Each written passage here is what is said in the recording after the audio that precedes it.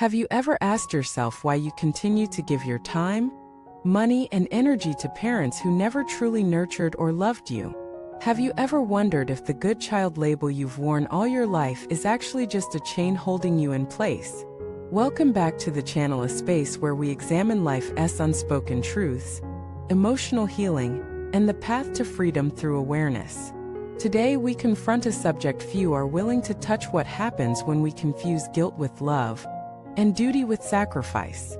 It's one of the hardest truths to accept, that sometimes those who gave us life didn't know how to give us love. And yet, many people spend their entire adulthood trying to repay a debt they never owed, driven by a sense of duty that was seated not in love, but in fear. Let us start here. What is filial piety? In many cultures, it's revered as a virtue, the moral high ground of honoring your parents, respecting elders, fulfilling your role as a child no matter what. But what happens when this virtue becomes a burden? What happens when your parents never fulfilled their end of the bond? When their version of parenting was control, emotional withdrawal, or outright abuse? This is where the idea of misguided filial piety takes root. It's not love. It's a performance. An internalized belief that being a good child means abandoning yourself. Imagine a young boy growing up with a cold and dismissive mother. She provides food, clothing, a home, but never warmth, never affection. Every success he brings home is met with silence, or worse, comparison. You gotta be. Your cousin got an A. Years pass. He becomes an adult, but that craving for approval remains. He buys her gifts, calls her weekly, pays her bills. But her voice never softens. Her heart never opens. And yet, he tells himself, she's my mother. I owe her everything. But does he? Does love demand self-erasure?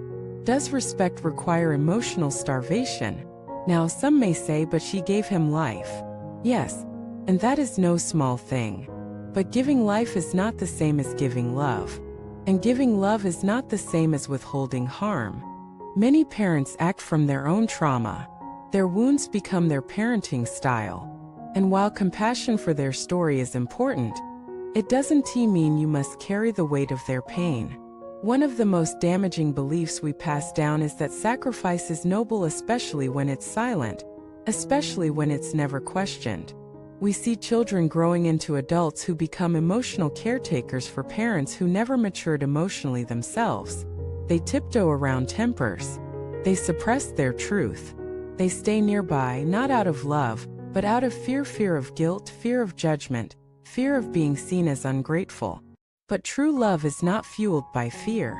It's not kept alive by guilt.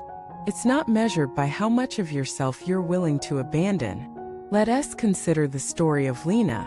Raised by a father who was emotionally distant and often verbally cruel, she spent her adult life trying to prove her worth. Every holiday, she went out of her way to make things perfect. She bought the most expensive gifts, cooked elaborate meals, laughed at his dismissive jokes, and silenced her pain. When asked why, she replied, "Because I'm the daughter. It's my responsibility." But deep down she was exhausted, bitter, lost. Her inner child was still begging for love in a language her father couldn't speak.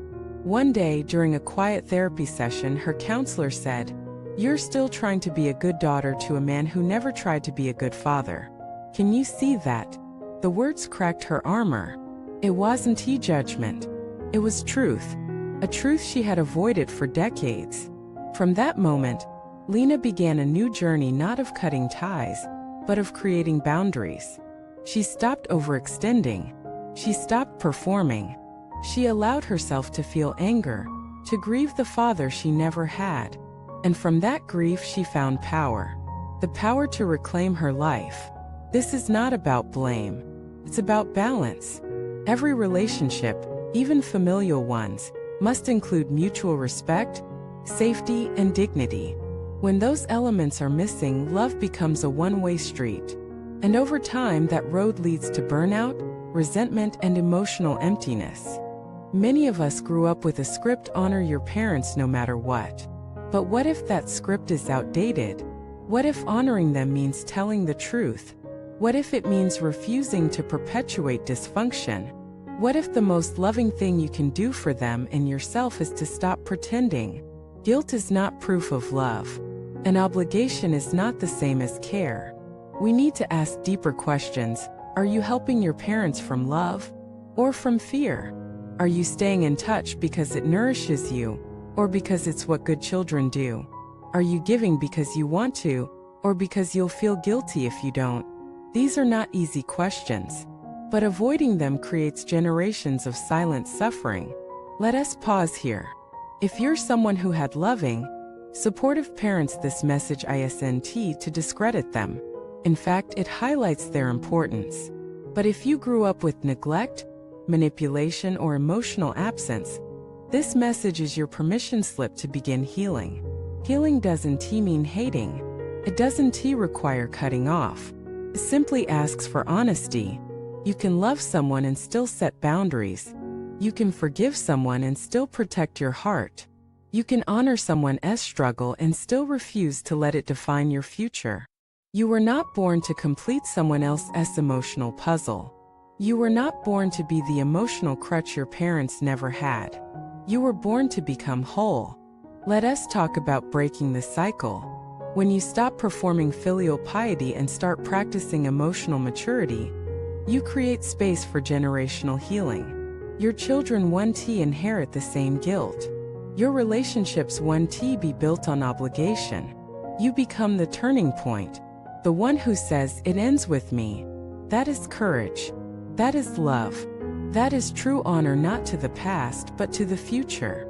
And maybe, just maybe, your parents will change. Maybe they'll soften. Maybe they'll meet you halfway. But that's not the goal. The goal is not to change them. The goal is to free yourself. Because when you live from guilt, you abandon yourself.